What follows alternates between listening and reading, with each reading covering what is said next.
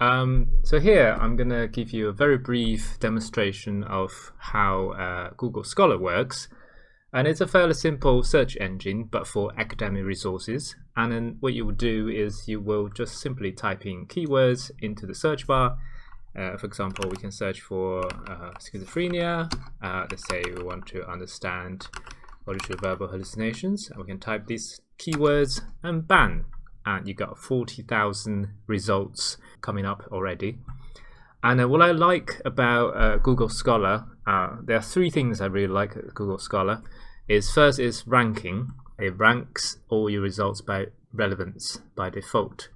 And then if you have a Google account, so here I'm not signed in, but if you are signed in and you don't mind being tracked by Google, Google will start to learn your preferences, your research interest through your interactions, your search keywords, and your click-through rate to various papers, and it will rank paper slightly differently than a vanilla search result. Okay, so it becomes smarter and smarter as you use it more and more and more. It gives you more relevant results. And a very nice feature of Google Scholar search result is it has a search cited by link over here. So let's say you found, well, let's see, the first one is actually a meta-analysis. It's sort of a review kind of on all the results being reported. And then you might think, oh, that's a very important paper, and I want to know if there is any work being done after this paper. And you can click on this cited by, click by, this is 503 citations to this paper.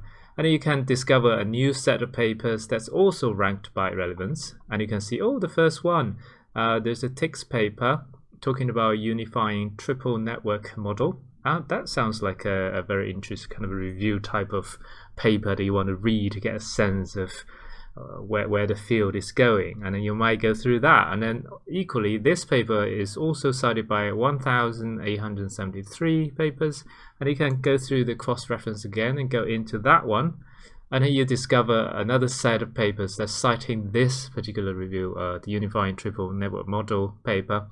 And then through these cross-references, and then you'll be able to quickly track down the important papers that you want to read first for your literature search.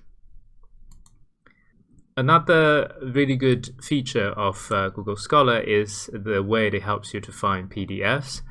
So you can see on the right hand side beside the search results, you have a little link called PDF. So a lot of times scientists actually put PDFs, their manuscripts, freely available on the web. And the Google will automatically track down those documents, which you can download directly by clicking on this link. And if you're not sure, let's say the first paper you're not sure, it's only giving you a HTML link, which you can only access this paper if you have subscribed to the university's library. Sometimes if you go to these all 7 versions, and it might give you, it actually gives you 7 different versions, and the 2 versions to this paper actually are PDFs that are available on ResearchGate. Probably one of the researchers put the PDFs on ResearchGate, and then Google has tracked down those. But although you can't find it here, but once you click on all 7 versions, sometimes you see PDFs over here, and you can click on those, and that will take you to the PDFs. Okay. So that's the second feature I really like about Google Scholar. And the third feature I like Google Scholar is the way it helps you to keep up to date with whatever research topics you're looking for. Let's say I'm really interested in hallucinations in schizophrenia, and what I can do is I can create alert. So there is a little link over here, create alert here, using this keywords, and you can type into your email here and then create an alert, which means that anytime there's a new publication with this keyword schizophrenia, auditory verbal hallucinations, and it will notify, Google will send periodic emails to notify all these new papers that's coming out under these keywords. So that's one way for you to keep up to date with the field.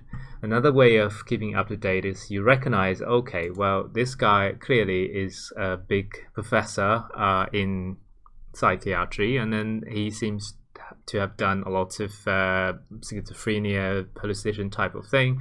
And therefore, another way for me to keep track of the new progress is basically follow individual authors. So if you go to people's Google Scholar page, you will have a little blue button here, say follow, and then you can click follow and then select, okay, I want to be notified if there is any new articles or new citations or new articles related to this author's research.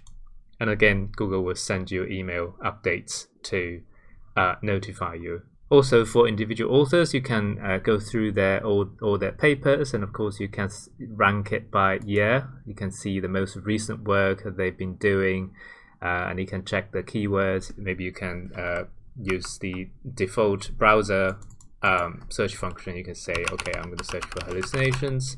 And I can highlight all the titles with keywords hallucinations in the title, or all these new papers, and you can go through those if you're interested. And of course, they have co-authors, so basically everything's cross-referenced, cross-linked, and you can explore the literature through various ways that works for you. So that's basically the 3 things I really like about Google Scholar, and I will strongly recommend you to use Google Scholar, which has the most comprehensive database as compared to any man-curated academic search engines.